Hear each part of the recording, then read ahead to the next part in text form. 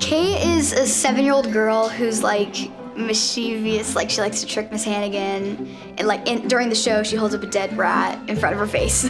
So, yeah, she's a mischievous 7-year-old. I love that. I know, it's like kind of like me, but yeah, I'm 11. Oh, I'm part of the ensemble. So basically I play many different characters. Then in Act 2, I play as Jimmy Johnson, radio's only masked announcer. And apparently I'm masked, and I don't know why, but like I think it's just like a funny side gag because it's the radio. Not a lot of people get to see your face on the radio, so you're already like doubly masked. So I don't know what's Jimmy Johnson's story all about. I've been shaving my head for a while. The thing that bothers me more is I typically have a goatee, and I shaved it last night, and I look at myself in the mirror and I don't like it. I don't like not having the goatee. It makes my face feel strange. She's never married, poor thing, and I think that's part of her sadness and her need. I understand a little bit how she must feel trying to have a job in the middle of the Depression and trying to be a single woman and, you know, living in a house with a bunch of unruly orphans, so. I'm just really excited. So in Wichita, I did play Annie before, but that was a junior version. So I'm just really excited to do the full version this time. Hey, Ruby, will Yes? you come and play the role of Molly for us this summer in Annie? Please say you're not joking. No, we're not joking. Never. We're absolutely serious. Oh my gosh. Is that a yes? Yes. I love Ruby, Queen Ruby. She's so sweet. She knows how to make people feel special. I know that's for sure. Well, Ruby, I think, is really a discovery for all of us. And she, from what I understood, walked into the audition room and just took the stage. She's already a spirit to behold, but just watching her grow in that, and I think she's gonna be a lifelong performer. That's what I think. Ruby is like 7 going on 25. So she talks to adults just as well as she talks to kids. She's studying voice lessons. She's been studying voice lessons since she was cast in this thing. And she's loving it. Her parents are loving it. But Ruby is playing Molly. So she's like a principal orphan with all the other ones. And so what we're finding is that, she can do everything that everybody else can, right? She gets sort of lifted up on the laundry hamper. We've got her on there and she's being braced and they're spinning her around. And so it's a seamless integration as far as, bringing Ruby into it. But Ruby gets notes just like, she's a professional. She already kind of knows. And they take care of her too, right? There are moments where I'm saying, guys, she can't move that fast. You have to be careful as you're going around her. You have to give space because we can't bump Ruby. Or or in some cases when they're running around, when I have them running around, Evan, who plays Pepper, picks her up and they run around. So it makes sense because she's also the youngest orphan. Molly's the one that has the nightmares. And she's looking for her mommy and Annie has to take care of her. We learned that from the very beginning of the show. So it's been easy. It's been great. And it's been so fun to see the friendships form.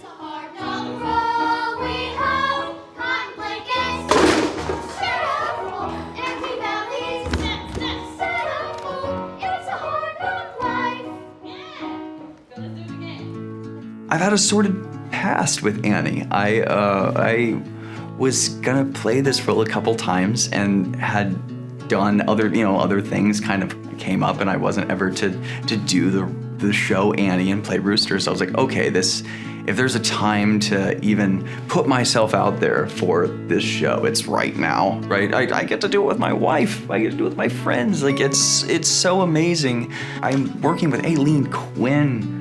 I, my entire life, have seen you on a VHS as Annie, and now I'm talking to you, and you have the same eyes and are staring up at me, and oh my gosh, this is crazy. So, yeah, it is this almost just cosmic kind of experience. Yeah, Aileen was the original Annie in the 1982 movie with Carol Burnett and Albert Finney.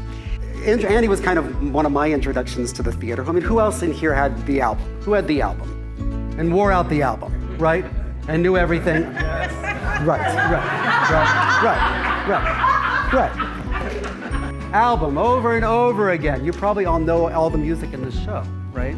And Aileen's an old friend of mine from when I lived in LA too. So when we got Annie, there was a conversation with Mark about like, well, do you want me to try and see if she can come in and maybe she can come and play Lily? And she jumped on it. She was really excited. Everyone says, who do you think of when you think of Annie? It's Miss Aileen Quinn. And so to have her want to do this and want to learn about accessibility and to have her want to come here to Kansas City to be a part of this really just added the validity to this project, that this is a project that no one else in the country is doing. It's incredible. They turn it like just even in the conversations in the lobby when we were rehearsals, just like, I'm so happy this is going great. And then to see people, to see the cast all growing and bonding and getting to know each other. I'm hoping the impact will last for so long. And again, I'm hoping this becomes a summer thing because this is so special. This is something that's very unique and it's what's needed. So, yeah. By day 2, you started to see bonds formed. 1 week in, I mean, all of the orphans were best friends. All of these girls are just so nice. They're so fun to hang out with, and like, that's what I look forward to every time I come to rehearsal, just hanging out with all the cool people here. We came in and we didn't know anybody, but then second day and we're all best friends. We're sitting over there.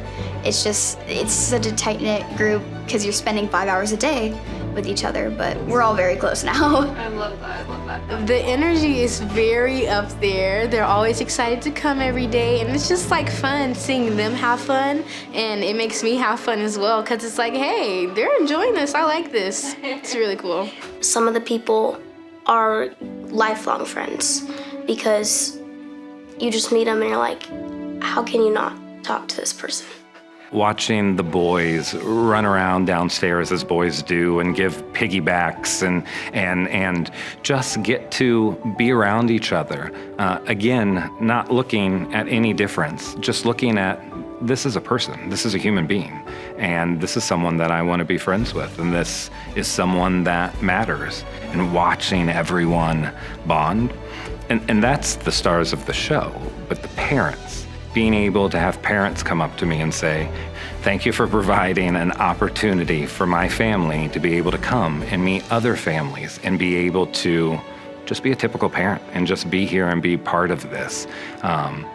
It's been amazing to see bonds formed from 8-year-olds all the way up to grandmas and grandpas. In our next episode, we're headed to the Kauffman Center